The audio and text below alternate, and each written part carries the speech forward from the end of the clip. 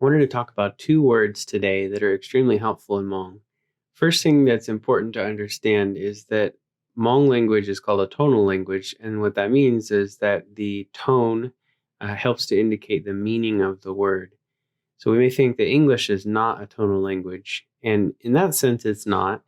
But English, we definitely use tones and is related to meaning. We use tones to express feeling. So, for example, the word fine, we could say like fine with a low tone, and it really means you're not fine. Or you could say fine, like a question, like I don't know if I'm fine or not. So in that sense, we use tones, but Hmong can't do that. At least it can't really do it the same way because the tones indicate meaning. So change tone mean change meaning.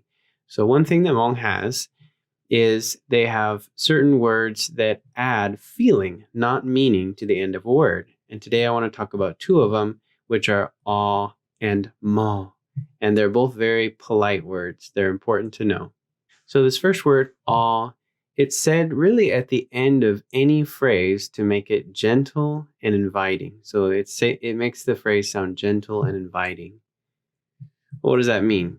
So if you were to say this phrase, "Kato orechi, mohalu dechi," there is some point, like if you were to say it faster, "Kato orechi, mohalu dechi," it would sound very harsh and rude.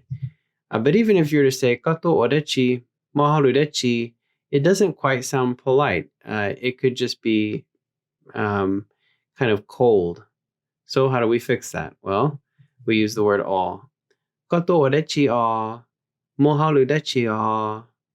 Well, when you use the word aw like that at the end of each phrase or sentence, it very much softens and makes the phrase sound very gentle and inviting, like you're very kind to that person, you have goodwill towards them. It's a good habit to using aw often unless you intend to be somewhat rude and cold. Another phrase that's very important but not used as often as it should be is ma, M-O-G, ma.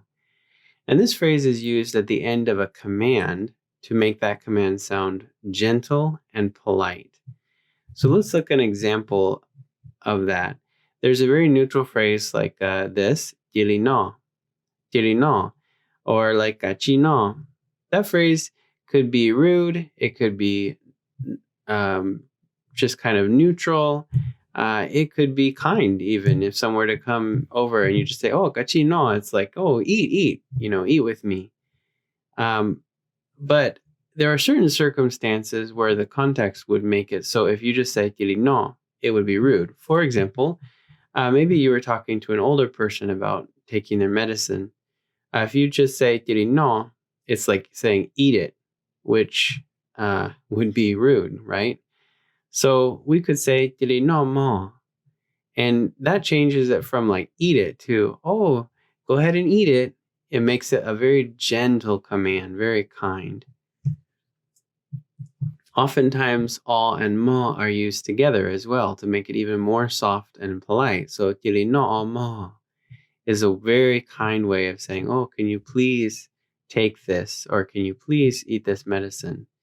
That's the literal translation in English, if that sounds funny, "eat this medicine." But it's how you would say, "Can you please," you gently say, "Can you please take this?" So if you're a learner in Hmong, it's good to get in the habit of saying "aw" and "ma" often.